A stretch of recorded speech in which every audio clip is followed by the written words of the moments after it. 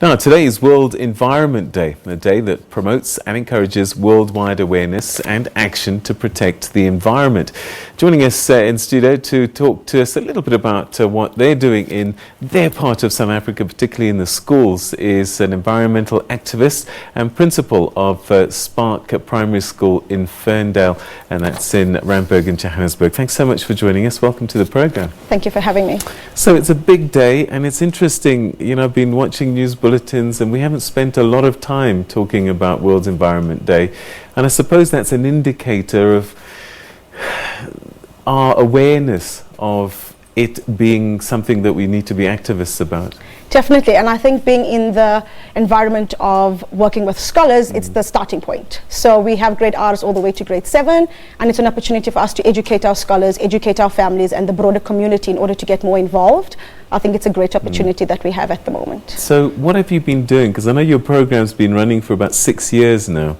Tell us what inspired it and what you've been doing over the years. So Sparkfun Deli is the first school from the network of schools that we have, and our 6th core value is environmental stewardship, and we find various projects to get involved with where we make our scholars more aware of the environment. So currently we are working with eco schools, and we are running a project in our school focusing on biodiversity, as well as we have a Bottletop initiative running at our school. So we raise and collect bottle tops with our scholars and families to raise wheelchairs for anyone in need within our community.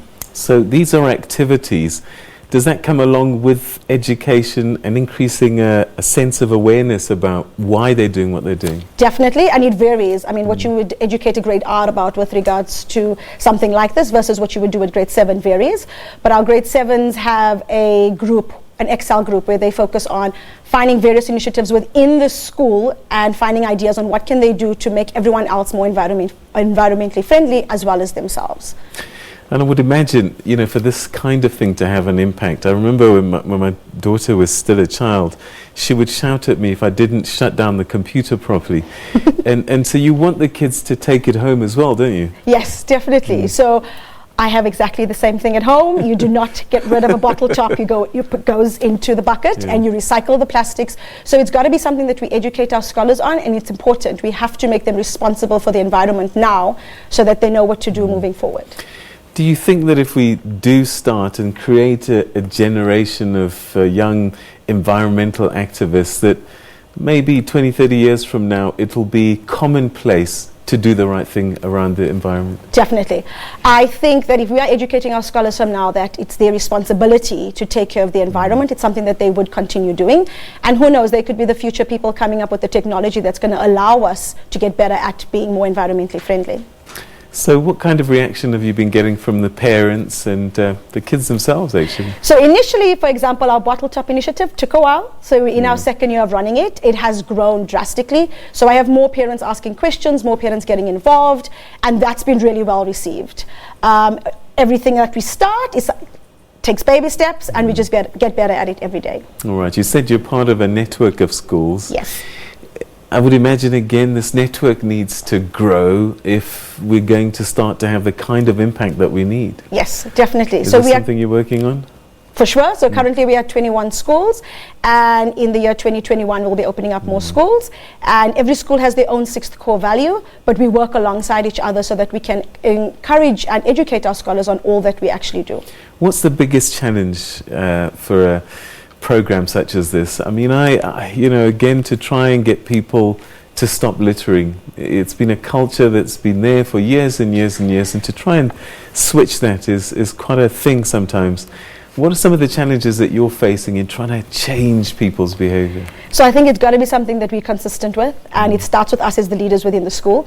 And it's not just the scholars, it's their parents, it's everyone that's on the school premises all day. And if one's doing it, something that we can replicate. So I lead by example. I'm often the one picking up litter in the morning, getting my scholars to help me so that they know it's not something I have to do, it's not something they have to do, but we have to do together. All right. So what things can we do that are simple to help the environment? Because sometimes when we think environment, we think big issues like, I don't know, carbon taxes and C4s and that kind of thing. but it could be as simple as litter, collecting bottle tops, Yes. recycling.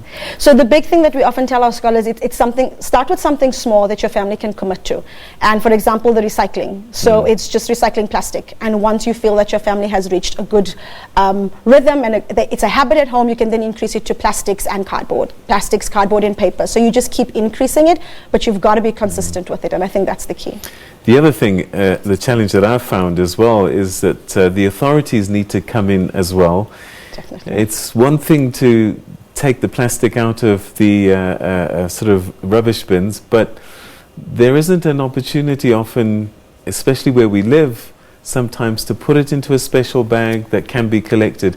Is this something that you've been engaging with municipalities and places? So we do try. Yeah. So the big thing that we have at the moment is we're working with an organization that does Ecobricks. So it's collect your bottle tops, collect your 2-liter bottles, put in all the plastics, and they then come and collect it from our school. So that's a new initiative that we're running from July.